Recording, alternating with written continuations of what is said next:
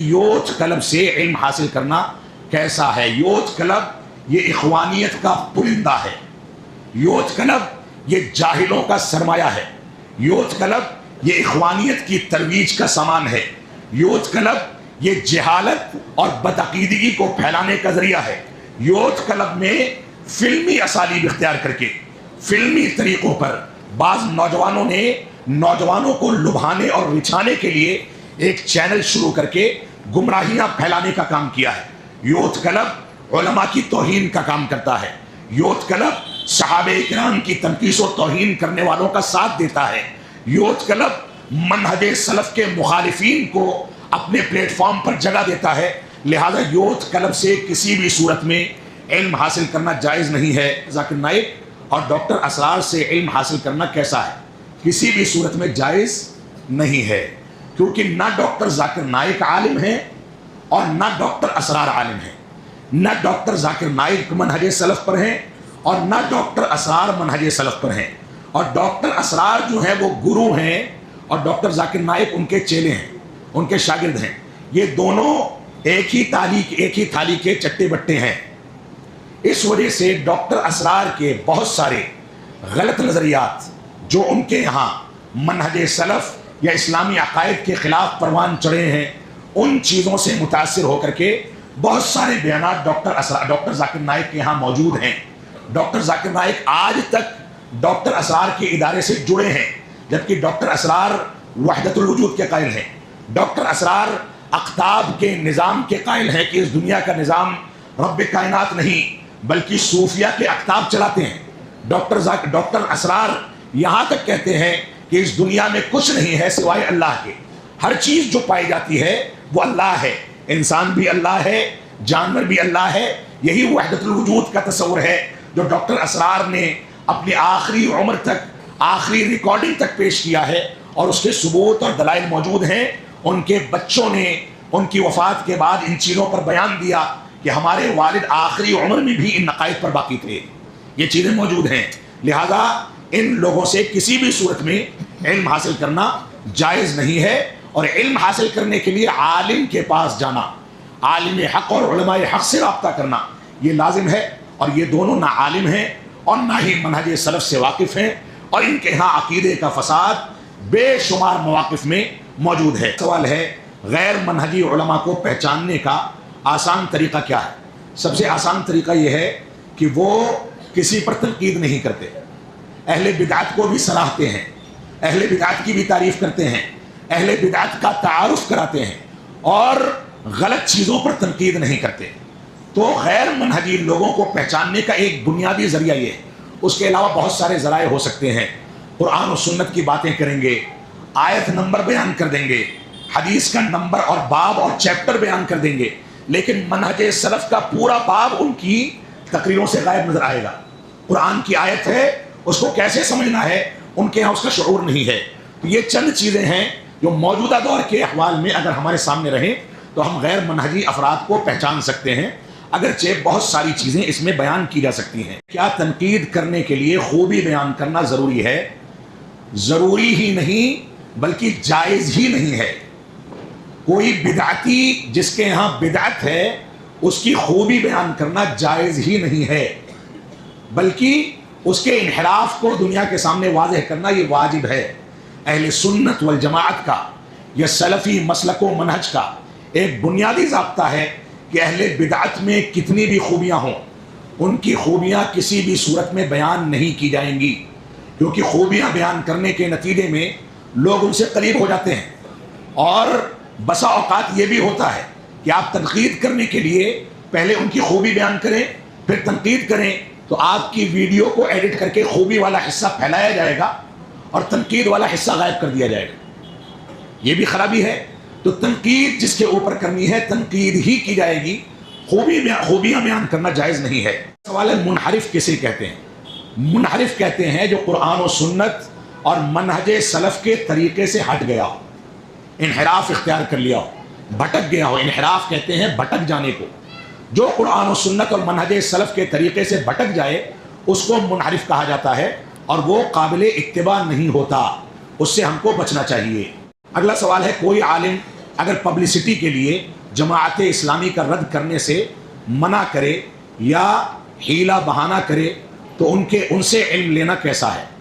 مطلق طریقے سے ہم حکم نہیں لگاتے، لیکن بہرحال ایسے علماء جو منحرف افکار کے بارے میں تساہل کا شکار ہیں اور ہر جگہ مقبول ہونے کے لیے سب کو برداشت کرتے ہیں، سب کو لے کر کے چلنے کی پالیسی اختیار کرتے ہیں، ایسے لوگوں سے ہم کو اجتناب کرنا چاہیے اور انہی علماء حق سے علم لینا چاہیے جو ہر ناحیے سے منہج سلف پر قائم ہیں۔ اگلا سوال ہے ڈاکٹر زبیر سے علم لینا کیسا ہے؟ ڈاکٹر زبیر سے مراد اگر پڑوسی ملک والے ڈاکٹر زبیر ہیں تو حقیقت میں اخوانیت کے داعی ہیں، ان سے علم لینا جائز نہیں ہے۔ علم اسی سے لیا جا سکتا ہے جو منہج سلف کی بنیادوں پر علم کو ہمارے سامنے پیش کرتا ہو۔ کوئی بھی ایسا شخص جس کے یہاں منہجی خلل ہے، عقیدے کا انحراف ہے، یا اہل بدعت کی جانب جو دعوت دیتا ہے، جو ڈاکٹر اسرار کی جانب بلاتا ہے، اخوانیت کی جانب دعوت دیتا ہے، ایسے لوگوں سے علم لینا جائز نہیں ہے، ہم کو پرہیز کرنا چاہیے۔ شخصیت پر، غلط افکار پر تردید کیے بغیر، نہی عن المنکر کا فریضہ انجام دیے بغیر، برائی کو برا کہے بغیر سلفیت کی ترویج کا کام ممکن نہیں ہے۔ صحابہ کرام نے بھی یہی طریقہ اپنایا تھا، تابعین بھی اسی طریقے پر تھے، اور وہ سب کے سب نہی عن المنکر کا فریضہ اور ردود کا طریقہ اختیار کرتے تھے، اور باطل افکار کی تردید کے بغیر انہوں نے ایک منٹ بھی زندگی نہیں گزاری۔ اگر کوئی طالب علم، اگر کوئی عالم دین کسی کو غیر منہجی کہتا ہے اور ایک عالم دین اس کو غیر منہجی قرار نہیں دیتا یا خاموش رہتا ہے تو کیا ان کو غیر منہجی نہ کہنے کی وجہ سے انہیں بھی غیر منہجی قرار دیا جائے گا؟ یہ اصل میں دیکھیے، کسی پر تنقید کرنا، کسی کی غلطی کو واضح کرنا، یہ فرق آپ سمجھ لیں، اس بات کو سمجھ لیں۔ میں نے یا کسی نے بھی کسی کے طرز عمل پر یا کسی کے اوپر کوئی تنقید کی ہے، یہ تنقید اس بات کی دلیل نہیں ہے کہ اس کو غیر منہجی کہا گیا۔ میں چیلنج کر رہا ہوں اس ریکارڈنگ میں کہ آپ پورے آڈیوز، پوری ویڈیوز اٹھا کر کے دکھا دیں کہ کسی بھی شخص کو جس کے اوپر تنقید کی گئی ہے ہم نے یہ کہا ہو کہ وہ اسلام سے یا منہج سے خارج ہو گیا۔ ایک لفظ بھی، ایک حرف بھی آپ کو ایسا نہیں ملنے والا۔ صرف دین کے دفاع کی بنیاد پر ان چیزوں کی اصلاح کی جاتی ہے جو چیزیں سوشل میڈیا پر آ گئیں اور آنے کے بعد عوام میں اس کی وجہ سے غلط فہمیاں پیدا ہو رہی ہیں، تو ہم اس کی وضاحت کرتے ہیں اور وضاحت میں اس موقف پر تنقید کرتے ہیں۔ لیکن تنقید کرنا کسی کو منہج سے خارج کرنا نہیں ہوتا ہے، دونوں الگ الگ چیزیں ہیں۔ میں اپنی ذات کو اس قابل نہیں سمجھتا کہ کسی پر تنقید کرنے کے نتیجے میں میں کسی کو منہج سے خارج سمجھوں۔ یہ علماء کی ٹیم کا کام ہے، ایک شخص کا کام نہیں ہے۔ حجت تمام ہونے کے بعد اس کے ضوابط ہیں، اس کا دستور ہے، اس کے اصول ہیں، ان ساری کی ساری چیزوں کو سامنے رکھا جائے گا، تبھی یہ کہا جائے گا کہ فلاں شخص اپنی غلطیوں کی بنیاد پر منہج سے خارج ہو گیا۔ تو غلطی پر تنقید کرنا یہ منہج سے خارج کرنا نہیں ہے، لہذا یہ سوال ہی غلط ہے، یہ سوال ہی غلط ہے۔ اور میں اگر کسی کے اوپر تنقید کر رہا ہوں تو پہلی بات تو یہ ہے کہ میں نے منہج سے خارج نہیں کیا۔ دوسرا، عالم دین اگر اس کی اس غلطی کا دفاع کر رہا ہے جس غلطی پر میں نے تنقید کی ہے، تو اب دفاع کرنے میں وہ عالم دین ذمہ دار ہے۔ میں نے اپنے لحاظ سے جو مناسب سمجھا وہ فیصلہ لیا۔ ہو سکتا ہے کہ میں غلط ہوں، ہو سکتا ہے کہ میں غلطی پر ہوں اور وہ عالم دین زیادہ فہم رکھتا ہو، وہ صحیح ہو، لیکن ہمارے سمجھ میں دین کے دفاع کے لیے جو چیز آتی ہے، علمی بنیادوں پر علماء کی ٹیم سے رائے مشورہ کر کے اس کے بارے میں جواب دے دیا جاتا ہے تاکہ جماعت فتنوں کا شکار نہ ہونے پائے۔ اللہ کے رسول نے کہا کہ یہ جو بات تم سے اس نے کہی ہے یہ صحیح بات ہے آیت الکرسی کے بارے میں، لیکن وہ جھوٹا ہے، اور اللہ کے رسول نے بتایا کہ وہ جو ہے شیطان تھا۔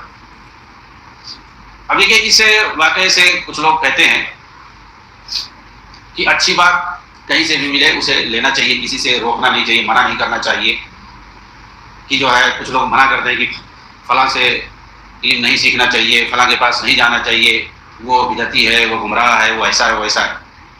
بھائی شیطان سے بڑا گمراہ کون ہو سکتا ہے اس سے زیادہ؟ لیکن اللہ کے رسول نے کہا اس کی بات صحیح ہے، اللہ کے رسول نے اس کی تائید فرمائی، اور یہ چیز حدیث میں ہے آیت الکرسی کی فضیلت میں یہ چیز بتائی جاتی ہے، لیکن صحابہ کو کیسے پتا چلا؟ شیطان کے ذریعے سے پتا چلا کہ ہاں آیت الکرسی کی فضیلت، لیکن صحابہ نے کب اسے لیا؟ سوال یہ ہے، کیا اسی کی بات کو مان لیا انہوں نے؟ اللہ کے رسول نے جو تائید کی، اللہ کے رسول نے تائید کی اور کہا اس نے یہ بات صحیح کہی ہے، لیکن وہ جھوٹا، اس کی آپ نے مذمت بھی کی کہ اصلاً تو وہ جھوٹا ہے، لیکن یہ بات جو اس نے کہی وہ صحیح کہی ہے۔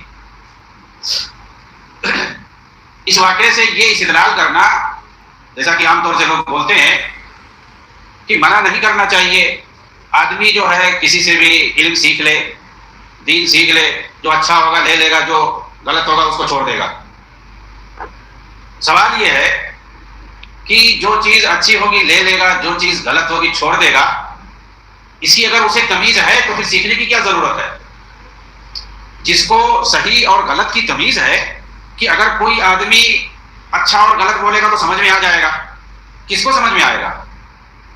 سمجھ میں اسی کو آئے گا کہ یہ صحیح بول رہا ہے یا غلط بول رہا ہے، یہ آدمی حق بات بول رہا ہے یا باطل پہ ہے، یہ کس کو پتا چلے گا؟ جس کو صحیح سے علم دین معلوم ہوگا، دین کے بارے میں جو حقیقت جانتا ہو اسی کو معلوم ہوگا۔ اگر کسی کو کچھ نہیں معلوم ہے، وہ خالی ذہن ہے، وہ دین سیکھ رہا ہے، اسے کچھ نہیں پتا ہے عقیدے کے بارے میں، توحید کے بارے میں، منہج کے بارے میں، حدیث کے بارے میں، قرآن کے بارے میں، اللہ رب العالمین کے اسماء صفات کے بارے میں کیا عقیدہ ہونا چاہیے، وحدت الوجود کیا بلا ہے، بہت ساری چیزیں، بہت ساری گمراہیاں ہیں، اس سے نہیں کچھ پتا۔ ان ساری گمراہیوں کو کوئی آدمی دین کے نام پہ بتا رہا ہے، عقیدے کے نام پہ پیش کر رہا ہے، جو کچھ نہیں جانتا ہے، وہ سیکھنے آیا ہے، اسے کیسے پتا چلے گا کہ یہ بات صحیح کہہ رہا ہے یا غلط کہہ رہا ہے؟ وہ دین کے نام پہ بتا رہا ہے، وہ سب لیتا چلا جائے گا، سب ایکسپٹ کرے گا۔ غلط کیا ہے، صحیح کیا ہے، یہ تو وہی تمیز کر سکتا ہے جو پہلے سے اصول کی باتوں کو جانتا ہو، دین کو جس نے صحیح سے سیکھا ہو، اور جسے جو عربی زبان میں ماہر ہو، علوم شریعہ میں جو ماہر ہو، وہی تمیز کر پائے گا۔ ابو ہریرہ رضی اللہ تعالیٰ عنہ نے اللہ کے رسول سے بتایا کہ اس نے ایسی بات کہی ہے، ابو ہریرہ رضی اللہ عنہ کو نہیں معلوم تھا، لیکن اللہ کے رسول نے تائید کی، یعنی گویا اللہ کے رسول جانتے تھے صحیح بات کہ اس نے یہ بات صحیح کہی ہے، ہر کسی کو نہیں معلوم ہے۔ تو منع کب کیا جاتا ہے یہ ہمیں اچھی طرح جاننا چاہیے۔ منع ان لوگوں کو کیا جاتا ہے کہ گمراہوں سے نہیں دین سیکھنا چاہیے، بدعتیوں کے پاس نہیں جانا چاہیے، ان کی باتیں نہیں سننی چاہیے، ان لوگوں کو منع کیا جاتا ہے جو لوگ سیکھنا چاہتے ہیں دین کو، جو لوگ خالی ذہن ہیں، وہ کچھ نہیں جانتے ہیں، وہ دین کو سیکھنا چاہتے ہیں، انہیں روکا جاتا ہے، انہیں منع کیا جاتا ہے۔ کیوں منع کیا جاتا ہے؟ کیونکہ وہ گمراہوں کے پاس جائیں گے، بدعتیوں کے پاس جائیں گے سیکھنے کے لیے دین، تو وہی گمراہی اور بدعت سیکھ کر کے آئیں گے اور سمجھیں گے کہ ہم نے دین سیکھا ہوا ہے۔ وہ کیا تمیز کریں گے؟ کوئی تمیز نہیں کر پائیں گے جب تک کہ کوئی بتائے نا ان کو کہ یہ بات جو تم سیکھ کے آؤ یہ غلط ہے، جیسے اللہ کے رسول نے بتایا، اور یہ بات جو تم سیکھ کے آؤ یہ صحیح ہے۔ وہ نہیں تمیز کر پائے گا، نہیں سیکھ پائے گا، اس کے پاس کوئی معیار نہیں ہے۔ تو جو کچھ نہیں جانتا ہے وہ دین کو سیکھنا چاہتا ہے، اس کو روکا جاتا ہے اور اس کو کہا جاتا ہے کہ بھائی تم کو اگر سیکھنا ہے تو جو لوگ قرآن اور حدیث کی صحیح بات بتاتے ہیں ان سے جا کر کے سیکھو۔ اگر کوئی مثال کے طور پر کوئی ڈاکٹری سیکھنا چاہتا ہے، پڑھنا چاہتا ہے، تو کس کے پاس جائے گا؟ جو پلمبر ہے اس کے پاس جائے گا کہ جو ڈاکٹر ہے، ماہر ہے، جو فن طب میں ماہر ہے اور وہ اچھی طرح سے جانتا ہے، اس کو مہارت ہے، اس کو پریکٹس ہے، سب کو جانتا ہے، اس کے پاس جائے گا سیکھنے کے لیے، اسی کے پاس جائے گا۔ کوئی پاگل ہی ہوگا جو ادھر ادھر دوسروں کے پاس جائے، پلمبر کے پاس جائے، انجینئر کے پاس جائے۔ بھائی کوئی دعویٰ کرتا ہے یا جھولا چھاپ کوئی ڈاکٹر، وہ بھی دعویٰ کرتا ہے، ہم بھی جانتے ہیں، لیکن زیادہ اس کو معلومات نہیں ہے، تجربہ نہیں ہے۔ تو ایک آدمی کہاں جائے گا سیکھنے کے لیے؟ کیا وہ جائے گا پلمبر کے پاس، کہے گا کہ وہ اگر اچھی بات بتائے گا تو میں لے لوں گا، غلط بات بتائے گا تو نہیں لوں گا؟ اس کو کچھ نہیں پتا ہے ڈاکٹری کے بارے میں، تو اس کے پاس جائے گا؟ نہیں جائے گا۔ تو ایسے ہی دینی علوم سیکھنا ہے، دینی تعلیم اگر لینا ہے، شرعی علوم سیکھنا ہے، تو آدمی کس کے پاس جائے گا؟ جو شریعت کا ماہر ہو، جانکار ہو، قرآن حدیث کی جو جانکاری رکھتا ہے اس کے پاس جائے گا، یا کسی دوسرے کے پاس جائے گا، اور یہ کہہ کر کے اس گمان میں کہ جو اچھی بات بتائے گا لے لوں گا، جو غلط بات بتائے گا۔ ارے تم سیکھنے جا رہے ہو تم کو کیا پتا کہ اچھی بات کیا غلط بات کیا ہے، کون سی بات قرآن حدیث کے مطابق ہے، کون سی بات قرآن حدیث کے خلاف ہے؟ ابھی تو تم سیکھنے جا رہے ہو، تم کو تو کچھ پتا ہی نہیں ہے، کیسے تم فرق کر لو گے؟ فرق تو وہ کرے گا، تمیز تو وہ کرے گا، صحیح اور غلط بات کی پرکھ تو وہ لگائے گا جو 8-10 سال تک اس نے دین کو سیکھا ہے اور مہارت جس نے حاصل کی ہے وہ پتہ لگائے گا۔ جیسے بیماریوں کی صحیح پکڑ کون کرتا ہے، صحیح علاج کون کرتا ہے؟ جو 8-10 سال تک جس نے سیکھا ہوتا ہے، ڈاکٹری کو پڑھا ہوتا ہے، پریکٹس کیا ہوتا ہے، وہ صحیح سے پتہ لگاتا ہے، وہ صحیح سے تشخیص کرتا ہے علاج کی، ہر کوئی نہیں کر پائے گا۔ تو ایسے ہی دینی علوم کے بارے میں صحیح فرق وہی رکھے گا، صحیح تمیز وہی رکھے گا، اور صحیح اور غلط کے بارے میں فرق وہی کرے گا جو ماہر ہوگا، ہر کوئی نہیں۔ تو ایسے ہم جو ہے دعویٰ کرتے پھرے کہ جو صحیح ہوگا لے لیں گے، غلط ہوگا چھوڑ دیں گے، یہ جو ہے بے بنیاد ہے اور یہ باطل چیز ہے، صحیح نہیں ہے۔ تو یہ جو منع کیا جاتا ہے جو سیکھنا چاہتے دین کو، لیکن اگر جیسے کوئی عالم ہے یا کوئی طالب علم ہے لیکن اوپر درجے کا ہے، اصول کی باتیں اس کو پتہ ہیں، اصول کی باتیں جب ہم کہتے ہیں تو کیا مطلب ہے اس سے، یہ بھی معلوم ہونا چاہیے کہ اصول جو بولتے ہیں کیا مطلب ہے۔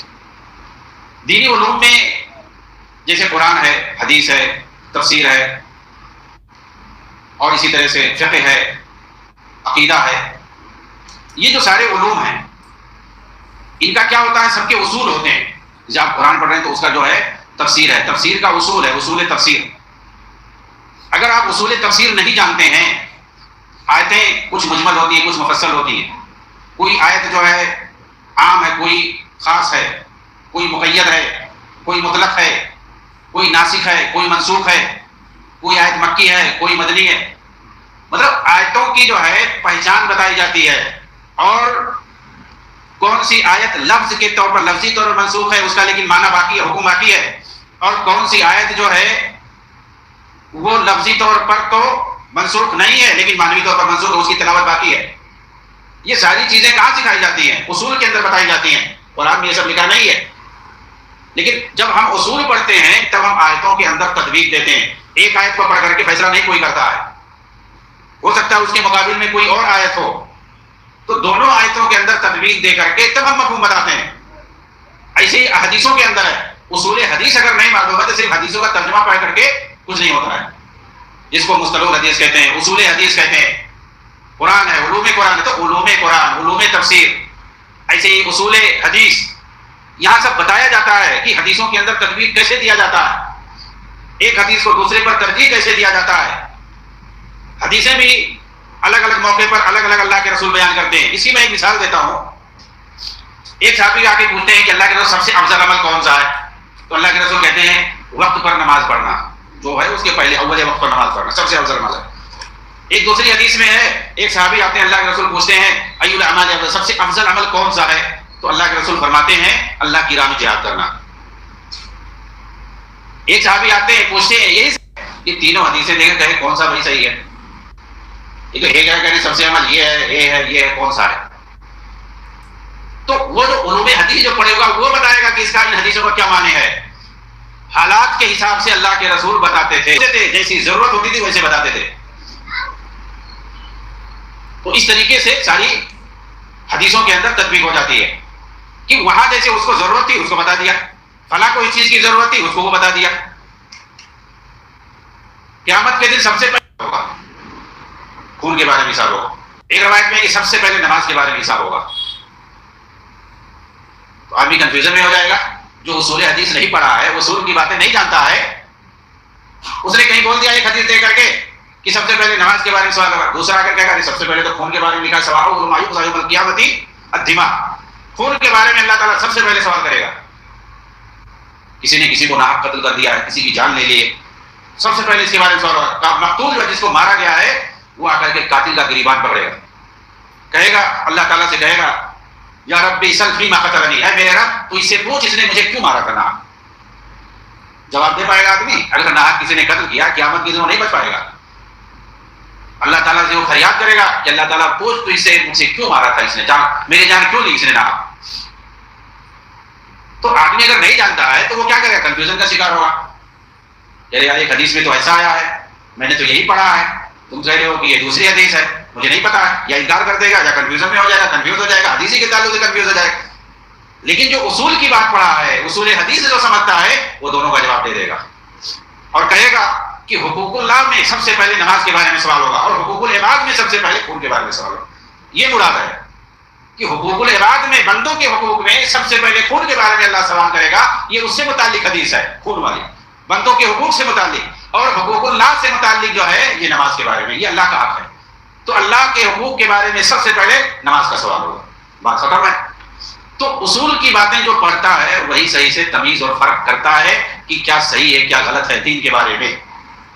ایسے ہی اصول فقہ ہے، اصول عقیدہ ہے، اصول منہج ہے. تو اصول کی کتابیں جو پڑھتا ہے وہی ان ساری چیزوں کی تمیز رکھتا ہے. تو جو لوگ پہلے سے مہارت رکھتے ہیں دین کے بارے میں، وہ اگر کسی کی بھی بات سنیں، کسی کی سن لے کوئی مسئلہ نہیں ہے، کسی کی بھی کتاب پڑھ لیں، وہ پڑھیں گے تو ان کو پتہ چلے گا کہ بھائی کیا غلط ہے کیا صحیح ہے. ممکن ہے وہ پڑھ رہا ہو سن رہا ہو جواب دینے کے لیے اسے سب پتہ ہے، لیکن اگر کسی کو کچھ نہیں معلوم ہے وہ سن رہا ہے تو جو باطل چیز ہوتی ہے، غلط چیز ہوتی ہے، بدعت جو خرافات، یہ ساری چیزیں دل کو بہت زیادہ لگنے والی ہوتی ہیں. اسے کچھ پتہ نہیں ہے، وہ یہ گمراہی کو اپنے دل میں بٹھا لے گا، پھر اس کے بعد مشکل سے اس کو ختم کوئی کر سکتا ہے. بات سلف سے مروی ہے، کوئی بدعتی ان کے پاس آتا وہ کہتا کہ میں آپ کو ایک حدیث سنانا چاہتا ہوں. حدیث بھی نہیں سنتے تھے اس سے، کہتے اگر یہ حدیث پڑھ کے سنائے گا ہو سکتا ہے اسی کے ساتھ اپنی بھی کوئی بات رکھ دے اور میرے کان میں پڑ جائے اور میرے دل میں بیٹھ نہ جائے کہیں. تو جو بدعتی اور گمراہ ہوتے تھے اچھے لوگ بھی ان کی بات نہیں سنتے تھے، کہتے تھے ہو سکتا ہے اس کی وجہ سے میرے کان میں بات پڑے اور میرے دل میں وہ چیز بیٹھ نہ جائے کہیں، تو اسے دور رہتے تھے. تو جو نہیں جانتا ہے دین کے بارے میں وہ سیکھنا چاہتا ہے تو اچھے لوگوں سے سیکھے، جو اچھی بات بتائیں ان کو منع کیا جاتا ہے، سب کو نہیں منع کیا جاتا ہے. لیکن جو جانتے ہیں جنہیں مہارت ہے ان کو کون روکتا ہے، کسی کی بھی پڑھیں. وہ اگر گمراہوں کی کوئی کتاب پڑھے گا یا ان کی کوئی بات سنے گا تو غلط ہوگا تو غلط سمجھے گا، صحیح ہوگا تو صحیح سمجھے گا، وہ تمیز کر لے گا اور وہ اس پر بعد میں نقد کرے گا، اس کی تردید کرے گا اگر غلط بات کہے گا تو جو ماہر ہیں جو جانکار ہیں انہیں کوئی منع نہیں کرتا ہے وہ کسی کی بھی پڑھیں کسی کی بھی سنیں. اہل حدیث میں ایسا کوئی نہیں روکا جاتا ہے. یہ خیر خواہی کا نتیجہ ہے کہ آدمی کہتا ہے کہ بھائی تم کو دین سیکھنا ہے تو اچھے لوگوں سے سیکھو، جو لوگ دین کے بارے میں صحیح سے جانکاری رکھتے ہوں، جو کتاب و سنت کے بارے میں بتاتے ہوں، جو قرآن حدیث سے دلیل دیتے ہوں، جو صحیح عقیدے کے بارے میں بتاتے ہوں، جو توحید کے بارے میں بتاتے ہوں، ان سے پہلے دین سیکھ لو، اصول کی باتیں سیکھ لو. جب تم کو مہارت ہو جائے پھر کسی کی بھی جاؤ سنو، کوئی مسئلہ نہیں ہے. یہ اصل حقیقت ہے. ایک سوال ہے کہ حدیث میں ہے کہ سورہ بقرہ کا پڑھنا باعث برکت ہے، ان اخذہ برکہ، صحیح ہے. برکت کس میں ہے اس کی وضاحت کیجئے. تلاوت میں ہے، غور و فکر تدبر میں ہے، عمل کرنے میں ہے. مطلب سورہ بقرہ بلکہ پورا قرآن جو ہے اس کا پڑھنا اس میں برکت ہے، مبارک کتاب ہے، ظاہر سی بات ہے. تو کس میں ہے یہ تو بہت سمجھ میں بات نہیں آ رہی. قرآن کا جیسے آپ تلاوت کریں یہ تو یہ صاحب ہی بتایا گیا کہ قرآن کا پڑھنا، سورہ بقرہ کا پڑھنا، اور اسی لیے ہے کہ جس گھر میں سورہ بقرہ کی تلاوت ہوتی ہے تو اس سے شیطان بھاگ جاتا ہے. ان البیت الذی تقرأ فیہ سورۃ البقرہ ینفر منہ الشیطان، شیطان بھاگ جاتا ہے. تو برکت ہے نا، اسی وجہ سے شیطان وہاں بسیرا نہیں ڈالتا ہے. تو یہی مراد ہے برکت. دیکھیے برکت کے بارے میں بتا دوں کہ برکت ایک معنوی چیز ہوتی ہے اور ایک ظاہری چیز ہوتی ہے. ظاہری چیز ہوتی ہے برکت، سامنے وہ چیز ظاہر ہوتی ہے مال و اولاد کی صورت میں، اور دوسری صورت میں آدمی جو ہے اس کو صحت اور تندرستی ہے، بیمار نہیں ہوتا ہے، اور بہت ساری چیزیں ہیں جو ظاہری ہوتی ہیں. اور کچھ معنوی چیزیں ہوتی ہیں جیسے آدمی کے اندر اخروی اس کا فائدہ ہوتا ہے، اجر و ثواب میں اضافہ ہوتا ہے. مثال کو آپ قرآن پڑھتے ہیں، کچھ نہیں تو آپ کے اجر و ثواب میں بڑھوتری ہوگی، اضافہ ہوگا. تو یہ کتنی برکت ہے. سب سے بڑی برکت یہی ہے کہ اجر و ثواب آپ کا بڑھتا جائے. قیامت کے دن وہی اجر و ثواب جو کام آئے گا، کیونکہ ایک حرف پڑھیں گے تو اس پہ 10 نیکی ملے گی. اس سے بڑی برکت والی چیز اور کیا ہو سکتی ہے. دنیا میں کوئی کتاب نہیں ہے کہ جس کو پڑھنے سے آپ کو ثواب ملے سوائے قرآن پاک کے. کوئی دعویٰ آج تک کیا ہی نہیں ہونا کر سکتا ہے. یہ صرف قرآن کو یہ نصیب ہے. یہ دوسرے مذاہب کی بات ہے، کوئی نے کسی نے آج تک دعویٰ نہیں کیا ہے کیونکہ ہے ہی نہیں ایسا. تو یہ قرآن جو ہے پورا برکت ہے، ہاں مبارک کتاب ہے. تلاوت میں سب سے پہلی چیز تلاوت میں برکت ہے.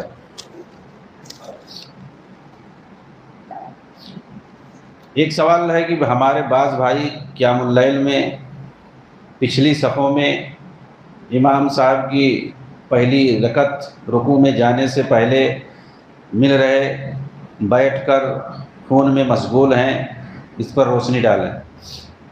ہمارے خیال یہ کہنا چاہ رہے ہیں کہ کچھ لوگ پیچھے بیٹھے رہتے ہیں، فون چلاتے ہیں، اور جب امام رکوع میں جانے والا ہوتا ہے تو فوراً کھڑے ہو جاتے ہیں، اور قیام کر رہا ہے، قیام کے وقت جس وقت قرآن کی تلاوت ہوتی ہے اس وقت وہ بیٹھ کے، ظاہر سی بات ہے بالکل واضح ہے، اس میں کہنا کیا صحیح نہیں ہے.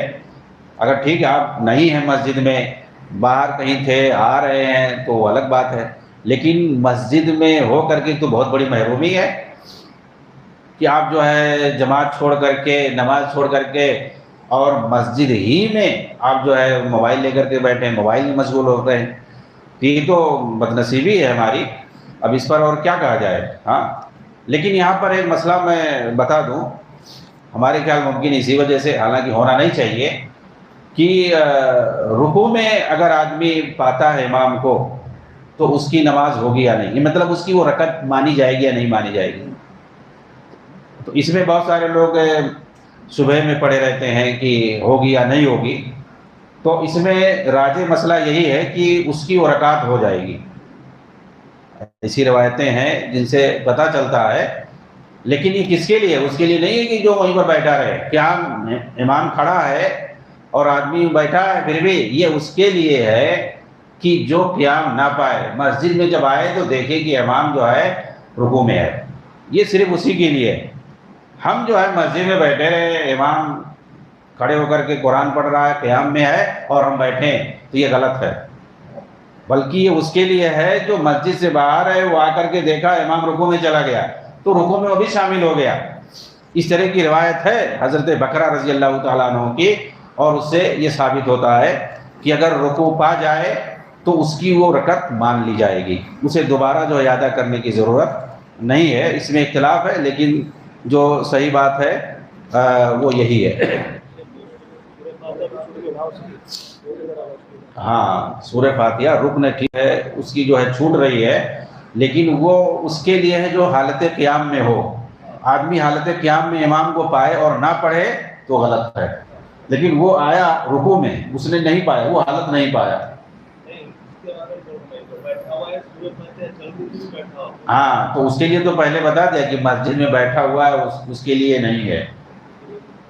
کیوں بیٹھا ہوا ہے امام جو سورہ فاتحہ پڑھ رہا ہے، دوسری سورت پڑھ رہا ہے، اور وہ بیٹھ کے موبائل میں مشغول ہے، ممکن ہے وہ تو گناہ کا کام کر رہا ہے.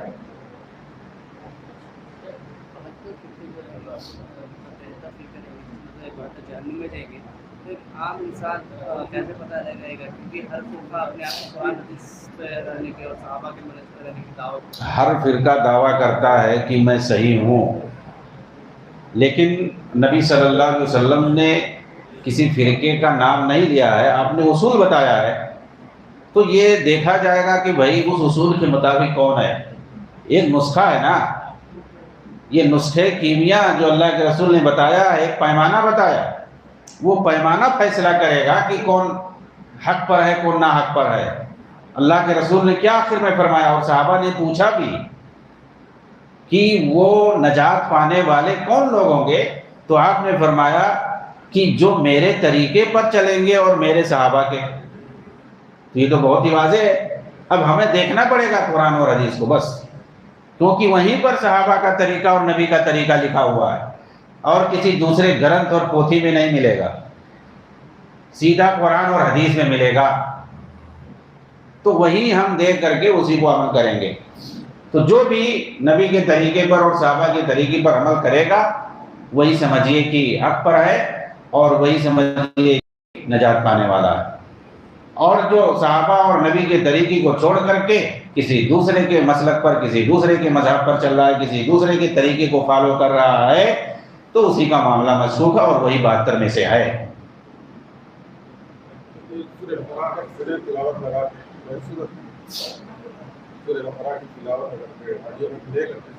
ہاں سننے کیا بتاتے ہیں کہ سننے کا ثواب جو ہے اسی کو ملے گا جو پڑھنا نہیں جانتا ہے.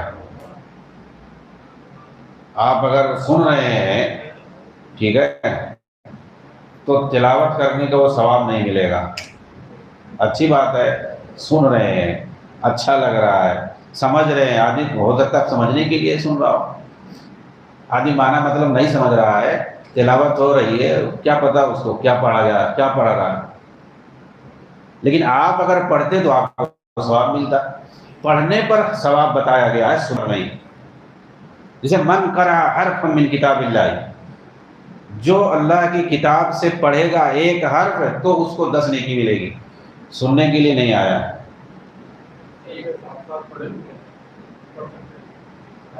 پڑھ سکتے تلاوت کر رہے ہیں, اگر آپ پڑھ رہے ہیں اپنی زبان سے تو ثواب ملے گا. سوال یہ ہے کہ جیسا آپ نے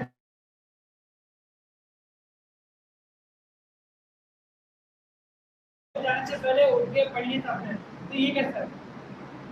مطلب رکوع میں جانے سے پہلے پیر تکلیف ہو رہی تراویح سے کھڑے رہ کے 2 منٹ رک کے پھر اپن رکوع میں واپس مطلب نماز کنٹینیو کرے امام صاحب کے ساتھ. دیکھیے فاتقوا اللہ ما استطعتم, جتنی طاقت ہو اللہ سے اتنا ڈرو. اور حدیث میں ہے کہ اگر تم کو جو ہے طاقت نہیں ہے کھڑے ہو کر نماز پڑھنے کی تو بیٹھ کر نماز پڑھو. ایک منٹ صلی قائما, پہلے اللہ کے رسول نے فرمایا کہ کھڑے ہو کر نماز پڑھو. فإن لم تستطع فصلی قاعدا, اگر کھڑے ہونے کی طاقت نہیں ہے تو بیٹھ کر نماز پڑھو.